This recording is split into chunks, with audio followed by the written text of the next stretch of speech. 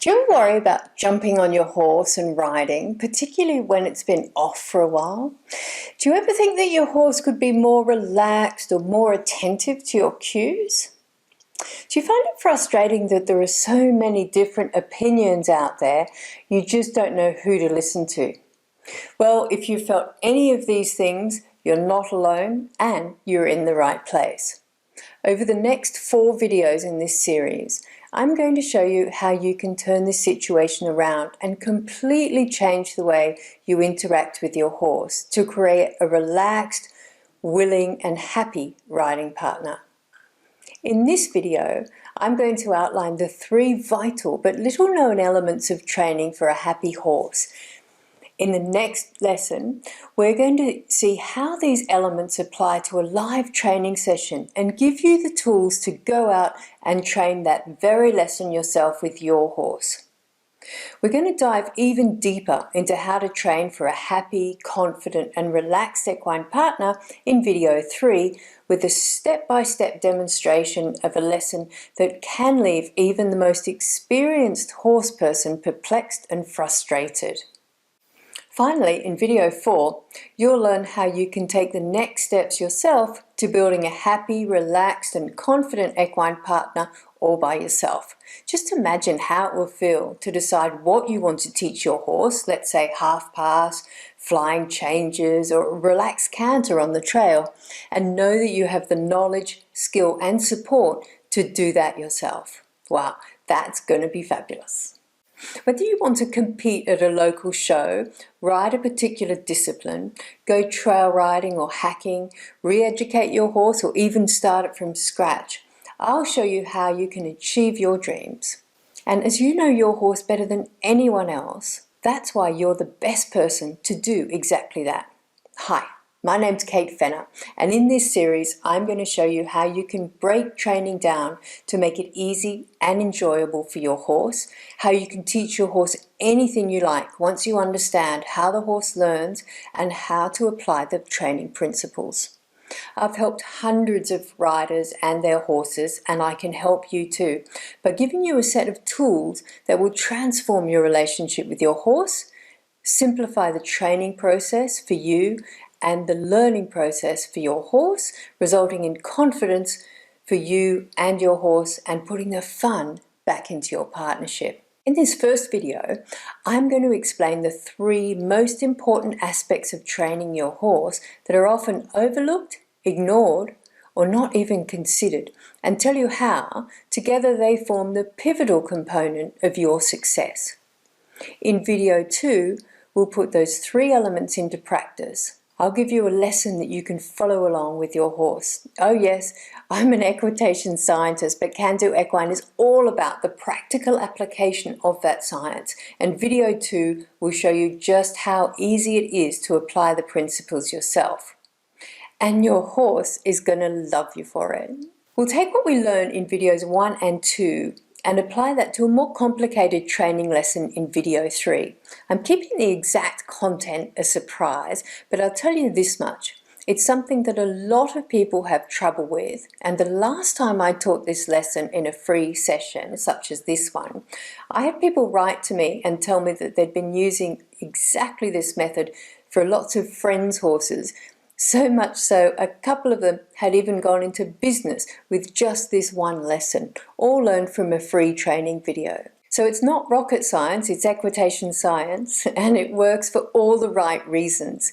Be prepared for a happy and relaxed horse.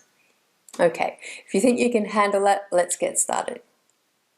I just want to tell you a little bit about me before we go any further, as I think it's possible that our stories aren't that different, at least where we began looking for a better way. Longer ago than I care to mention, I found myself in the winner's circle at a Rolex International dressage competition. A good place to be, right? Well, I would have been happy to be there, but I wasn't convinced that my horse was. In fact, he was tense, and even the judge wrote this comment, my freestyle test, that I won. She said, "Horse looks beautiful on the outside, but I fear ready to explode on the inside," and she had hit the nail on the head. So you might ask, why did I win? Well, I think that's because that's the way modern dressage was going. Less relaxation and more pressure everywhere. Sadly, because that was 2 decades ago now, it's become worse, not better for the horse at least. I decided that moment in Singapore that I was going to find a better way. Find a way of training that worked with the horse and not against it.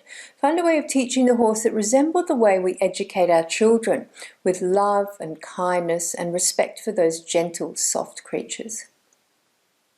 This journey took me first to the US, where I spent 8 months studying with John and Josh Lyons and completing their certification program. I then moved back from the US to the United Kingdom and set up training horses and taking horses in for starting and re-educating, as well as travelling the length of the country giving clinics and demonstrations. In 2005, I was finally able to return home to Australia, where I started Can-Do Equine.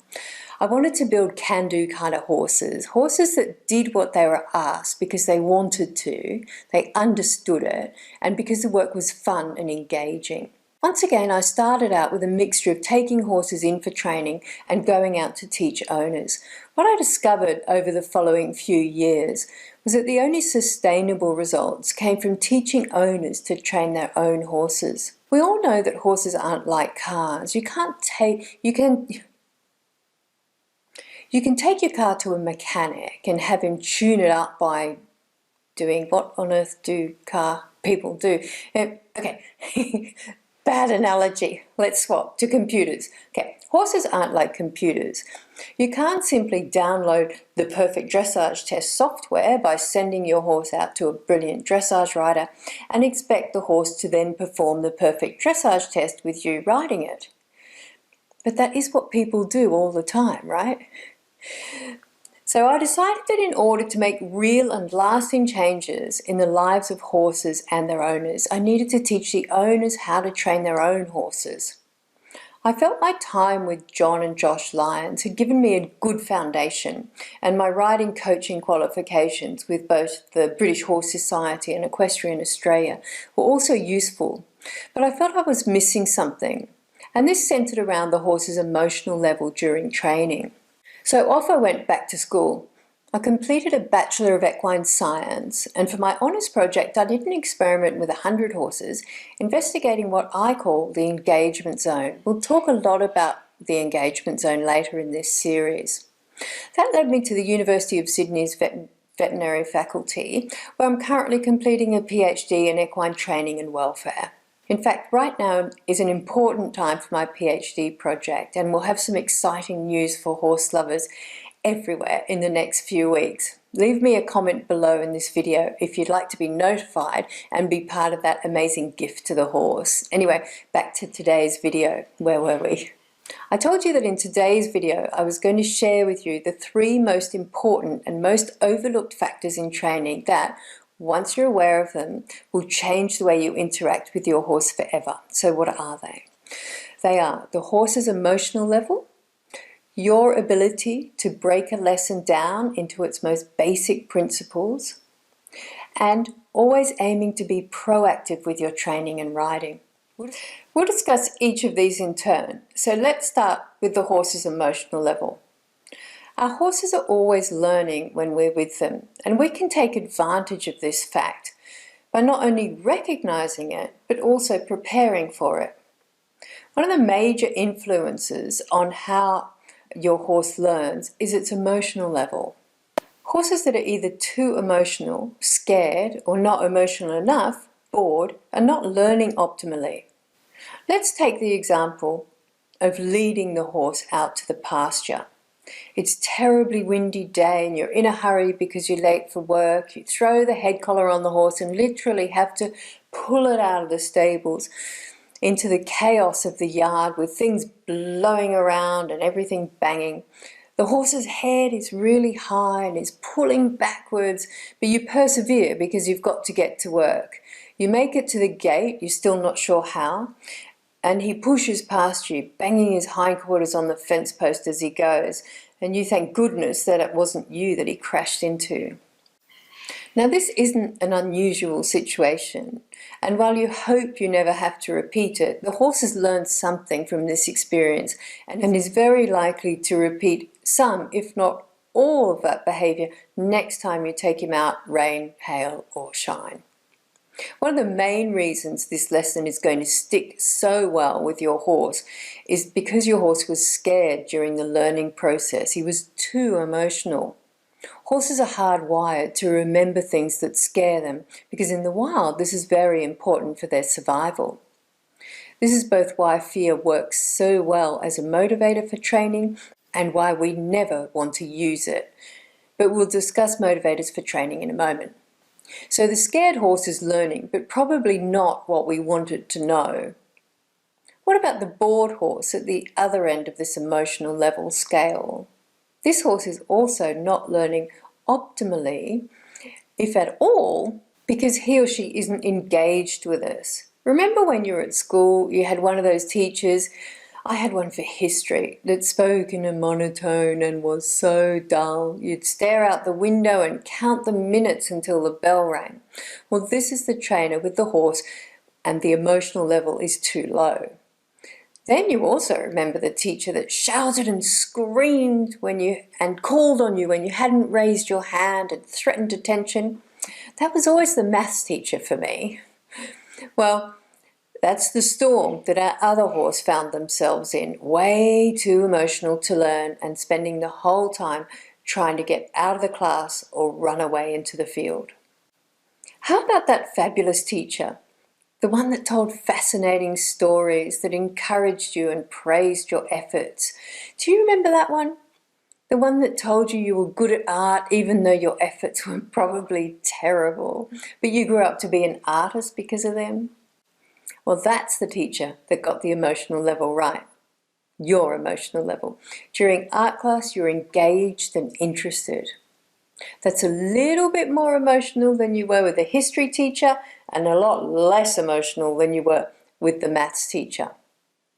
This is also the teacher we want to be for our horses.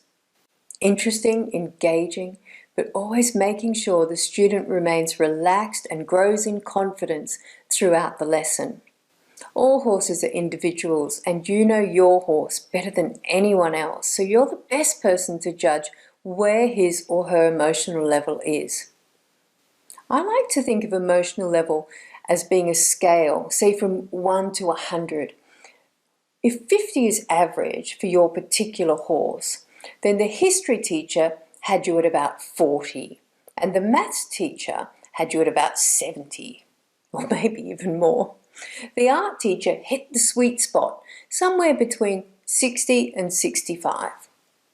A couple of years ago, when I was doing my honours research project for the equine science degree, I put this to the test to see how much we had to increase emotional level to engage horses with learning. I found somewhere between 10 and 15% of their resting rates worked well, and I call this the engagement zone. This is where horses are relaxed, attentive, engaged, and learning optimally. So that's number one. Get the horse's emotional level right when training. Have the horse in the engagement zone. Next is the ability to break a lesson down into its most basic principles. This is very important because unless we know exactly what we are asking the horse to do, then we're not going to know when to reward the horse for doing it. Any lesson can be broken down into 4 basic principles. The spot on the horse that we want to move, the direction we want that to go, the motivator we'll use to move that spot, and the reward for the horse for moving the correct spot in the correct direction. We'll look at this quickly today, but over the next 2 videos, this will be highlighted as we teach our horses 2 very different lessons using exactly these principles. So, the spot refers to exactly the part of the horse you want to move. It might be a foot or the head or any part of the horse at all. But if we try hard enough, we can refine the lesson down to looking at just one spot on the horse. In the next two videos, we'll choose two different spots, and you'll see what I mean.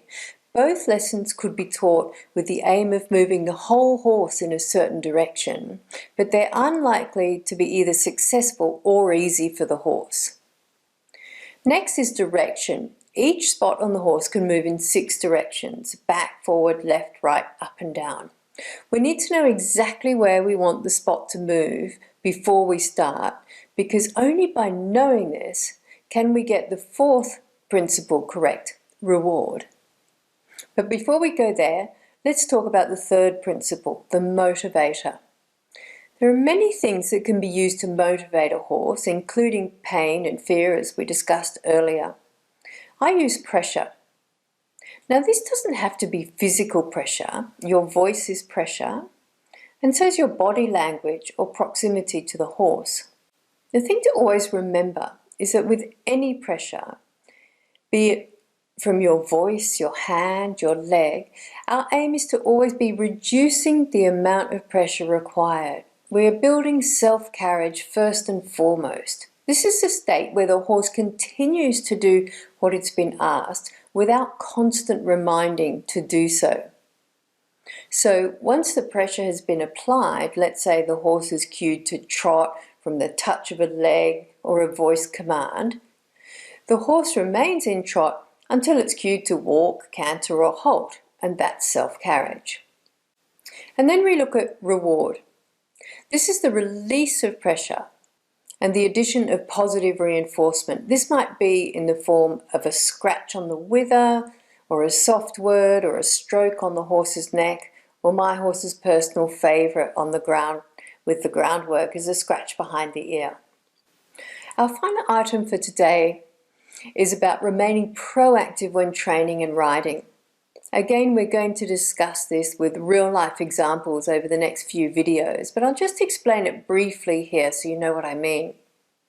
The reactive rider or trainer is the one that is focused on what the horse is doing wrong. The horse is pulling away, bucking, rearing at the ramp of the trailer, and so on. Where the proactive rider or handler focuses on what the horse is not doing. Now, why is this important? Well, it completely changes how you are likely to approach the solution. If we focus on what the horse is not doing, it gives us something to teach, but focusing on what the horse is doing leads us down the path of correction and punishment. We all know that horses don't learn well from punishment, they learn well from reinforcement. If you've signed up for this series, then the next video will be delivered directly to your inbox. If you haven't yet signed up, don't miss the rest of the series. You can sign up below. In the next few videos, I'm going to walk you through some lessons, and you can then go out and teach your horse immediately. Use the comments below to tell me about your horse and why you're excited to be learning new ways of training for you and your horse. I'd love to hear from you, and I'll see you next time. Bye.